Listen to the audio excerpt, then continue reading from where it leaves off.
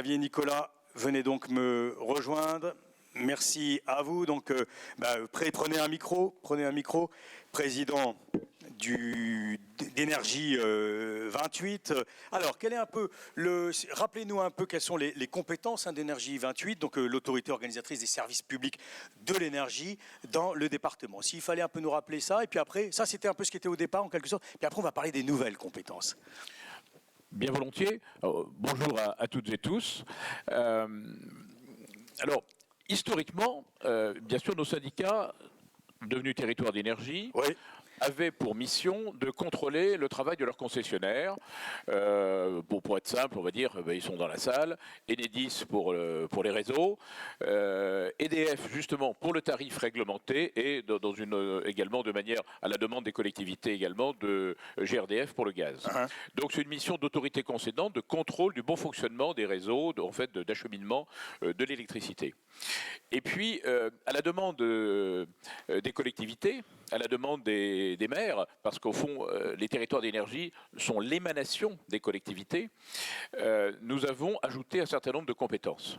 Alors on va les lister effectivement, il y en a pas mal, l'éclairage public, oui. Le système de géolocalisation des données. L'éclairage public, c'est 60% des communes du département, 45 000 points lumineux aujourd'hui sont gérés par Énergie Eure-et-Loir. Donc c'est un des éléments très importants de votre mission, la mobilité propre. Et de l'amélioration énergétique, parce qu'on a supprimé des sources énergivores, type ballon fluo, qu'on a remplacé par des LED. Ouais. Alors, l'accompagnement des collectivités dans les plans climat, Dieu sait s'ils sont nombreux, avec toute une hiérarchie, la rénovation thermique, évidemment, toutes ces questions très importantes. On a signé avec la quasi-totalité des intercommunalités pour mettre en place, les accompagner dans la mise en place de leurs plans climat, air, énergie territoriaux. Ça, c'est un point qui est important, voilà, qu'on est en train de développer. Ouais. L'exploitation de la géolocalisation des données, oui. Et puis comment InfoGéo 28. Et puis en porter connaissance évidemment aux collectivités. Toutes les collectivités c'est tout à fait essentiel aujourd'hui dans les tâches d'Énergie 28. Tout à fait. On a mis en place, c'est-à-dire pour nos propres besoins, on a eu besoin de créer un système d'information géographique, InfoGéo 28, et puis en discutant avec les collègues, on dit ça nous serait utile aussi. Donc on l'a mis à disposition de toutes les communes, mais également du département. Les services de l'État, Madame la Préfète, l'utilisent également. Donc c'est aujourd'hui un système qui fait référence, qui est utilisé par tout le monde. Alors la grande affaire aujourd'hui, et c'est en cela que ça a profondément évolué, on en parlera au cours de la première table ronde, c'est l'achat d'énergie pour les collectivités, mais ce sont aujourd'hui les investissements par le syndicat, par vous-même, dans la production d'électricité de plus en plus verte et de plus en plus locale. Est-ce que vous avez quelques chiffres à nous donner à ce sujet ? Volontiers. Alors, je vais commencer par un chiffre. Je vais commencer par une mauvaise nouvelle et après je donnerai la bonne nouvelle. Oui. La mauvaise nouvelle, c'est que pour monter un projet d'ampleur, dans le domaine des énergies renouvelables, qu'il s'agisse d'éolien ou de photovoltaïque, il faut 6 à 8 ans. Voilà. Bon. La bonne nouvelle, c'est que nous avons plusieurs projets en portefeuille. Dans le département, et Madame la Préfète y tient. On a un projet à Nogent-le-Rotrou là, qui est bien parti. Et puis nous sommes candidats sur un projet très ambitieux. J'attends le résultat là, au niveau de la base militaire de Châteaudun. Et nous attendons le résultat. Mais ce serait un projet extrêmement ambitieux puisque ce serait un projet de 100 hectares, 100 mégawatts de puissance. Donc un des plus beaux projets de France s'il aboutissait. On a un autre projet dans le milieu du département également. On a un projet éolien. En dehors, Madame la Préfète, bien évidemment, du périmètre que vous avez arrêté par rapport à la cathédrale de Chartres, mais qui pourrait aussi apporter une puissance importante dans notre département. Donc on a ces projets-là et pour les réaliser, parce que ce sont à chaque fois des investissements colossaux. Là, les deux projets dont je viens de parler, les deux derniers, sont des investissements de l'ordre de 75 millions d'euros chacun.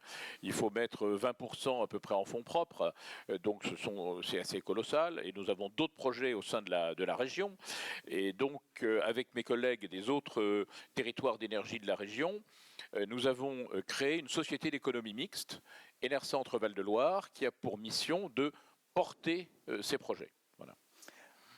l'Eure-et-Loire, qui est un des départements pilotes pour les éoliennes en France, hein, avec une des plus fortes productions, je crois. Oui, c'est vrai, le long de l'autoroute, là. En France. Hein. Alors, maintenant, sur les éoliennes, je dois vous dire que nous n'avons pas de projet aujourd'hui sans qu'il y ait des réactions hostiles. Et donc sans qu'il y ait des recours. Donc il faut une concertation. Il faut une concertation. On ne peut plus le faire s'il n'y a pas une forte adhésion et implication des élus et de la population locale. Et ben on en parlera justement au cours de la première table ronde avec le représentant d'EDF Centre Val-de-Loire qui évidemment tiendra à nous en parler parce que c'est un des éléments effectivement de proximité par la concertation.